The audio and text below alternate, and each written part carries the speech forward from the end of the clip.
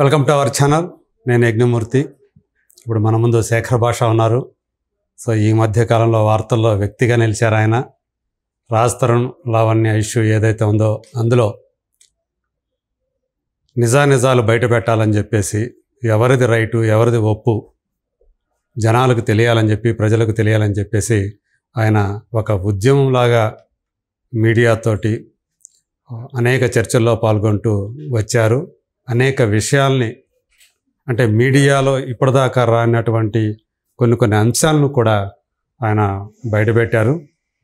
So దీంతో శేఖర్ భాష గారు చెప్తున్న అంశాలకి చాలా ప్రాధాన్యం ఏర్పడి ఆయన చెప్పిన విషయాల మీద మెయిన్ స్ట్రీమ్ మీడియా కూడా సో ఆయన్ని ఆధారం చేసుకొని సో ఎన్నో కథనాలు కూడా ప్రచురించే మనం అందరం చూసాము.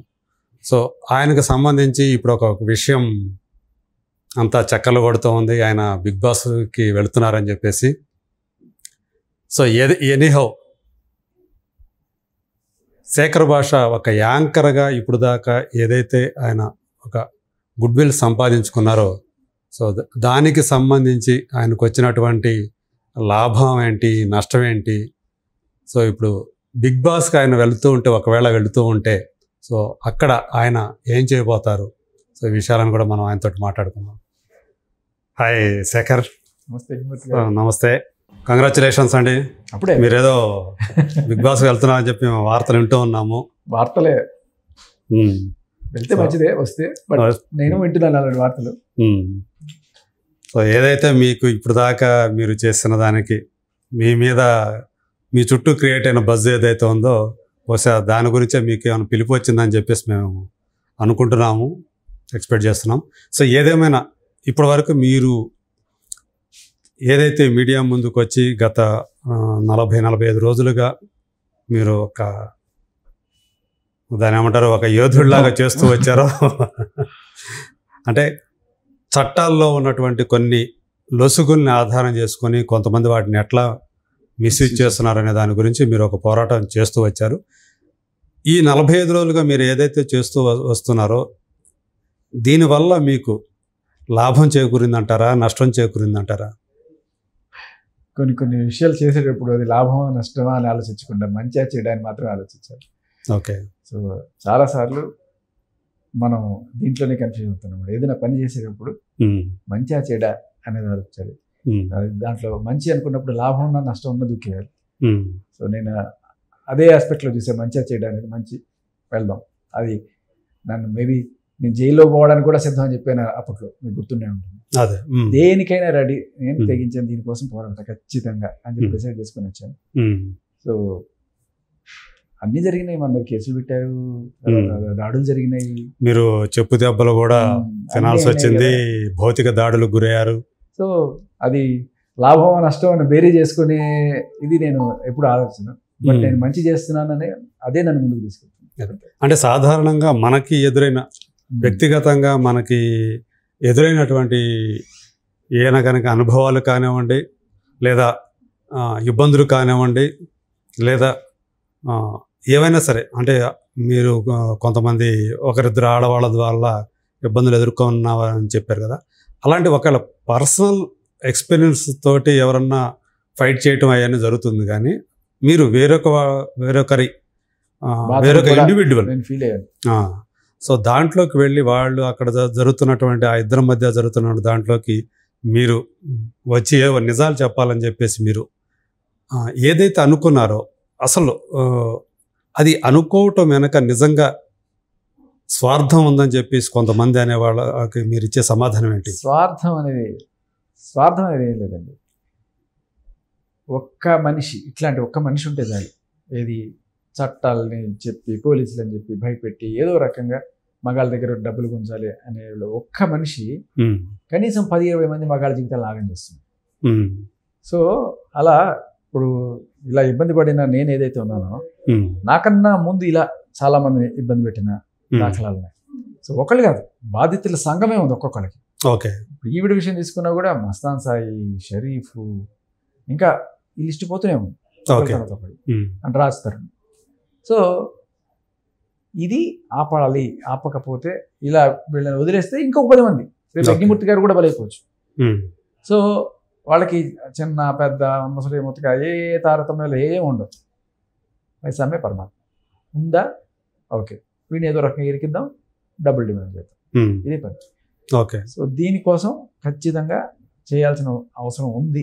ఉమ్, ఎవరైతే ఇలాంటి పనులు చేస్తున్నారో ఆ ప్రతి ఒక్కరిని చూసినప్పుడు నాకు జరిగిన అన్యాయం గుర్తొస్తుంది. వెంటనే వాళ్ళని అదే గుర్తు తెచ్చుకొని ఇట్లాంటిది ఇంకొకటి జరగకూడదు అని చెప్పి ఆపడానికి ప్రయత్నిస్తుంది. ఓకే. అంటే నాణానికి రెండు వైపులా ఉన్నట్టు మీరు సపోజ్ ఒక సైడ్ నుంచే మీరు పోరాటం చేస్తూ వచ్చారు. అంటే ఒక మేల్ యాక్టివిస్ట్ అని చెప్పేసి కూడా చెప్పుకున్నారు.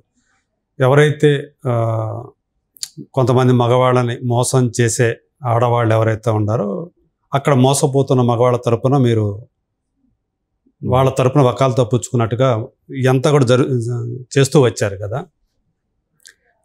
మీరు చేస్తున్న ఈ పోరాటంలో రాజ్ తరుణ్కి ఎంతవరకు లబ్ధి చేకూరిందంటే ఏం చెప్తారు? ఖచ్చితంగా లబ్ధి అయితే ఇక్కడ మనం లబ్ధి ఖచ్చితంగా న్యాయం చేకూరింది. ఎందుకంటే రాజ్ తరుణ్కి బెయిల్ గ్రాంట్ అవడంలో ఇది చాలా ఉపయోగపడింది. మనం తెచ్చిన సాక్ష్యాలు, నేను చేసిన మీడియాలో చేసిన పోరాటం కన్నా కోర్టు మన పోరాటాలు అవన్నీ పట్టించుకోవచ్చు, సాక్ష్యాలే పట్టించుకుంటాం. అంతే కదా. మనం తెచ్చిన సాక్ష్యాలు బ్రహ్మాండంగా చాలా బలంగా నిలబడ్డాయి. వాళ్ళ దగ్గర ఉన్న 130 140 సాక్ష్యాలకు అగెనిస్ట్గా మనం ఒకే ఒక సాక్ష్యం చాలా బలంగా నిలబడింది.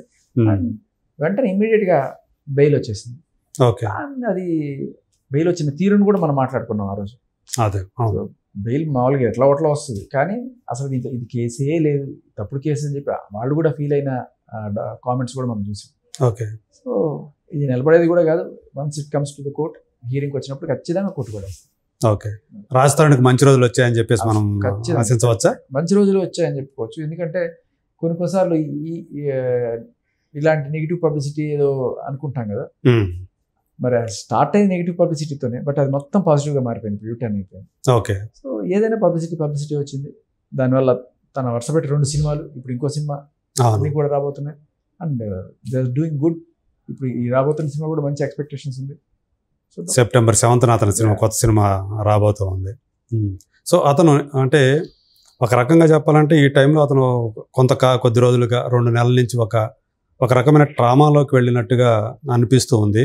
సో ఇప్పుడు అంటే మీరు మాట్లాడిన తర్వాత అతను రిలీఫ్ ఫీల్ అవుతున్నాడా? బాగా గుర్తు, బెయిల్ కి ముందు బెయిల్ తర్వాత అని చెప్పొచ్చు. బెయిల్ కి ముందు కూడా గొంతు కొంచెం డల్ గానే ఉంది. బెయిల్ వచ్చిన తర్వాత మంచి యాక్టివ్నెస్, ఇప్పుడు సరే గొంతు వింటున్నాను నేను, వెరీ పాజిటివ్ గా అనిపించింది అని చెప్పారు. ఓకే. సో అంటే ఫర్దర్ గా ఇక ఈ కేసుకు సంబంధించి ఏదైతే ఉందో ఇంక ఎలాంటి ఇబ్బందులు రాజ్ తరుణ్కి వచ్చే అవకాశాలు లేవంటారా? ఓకే. కేసు కొట్టేయడమే. బట్ రాజ్ తరుణ్ వల్ల ఆవిడకి ఇబ్బందులు ఖచ్చితంగా ఉంటాయంటారా? మరి తప్పు చేసినప్పుడు తప్పుడు కేసు పెట్టాలి కదా, ఇల్లు ఆక్యుపై చేసుకుని ఎట్లా ఉంటుంది? ఓకే, అది తప్పు కదా. సో ఇంకా అవన్నీ ఒక్కొక్కటి పడుతుంటాయి. ఓకే.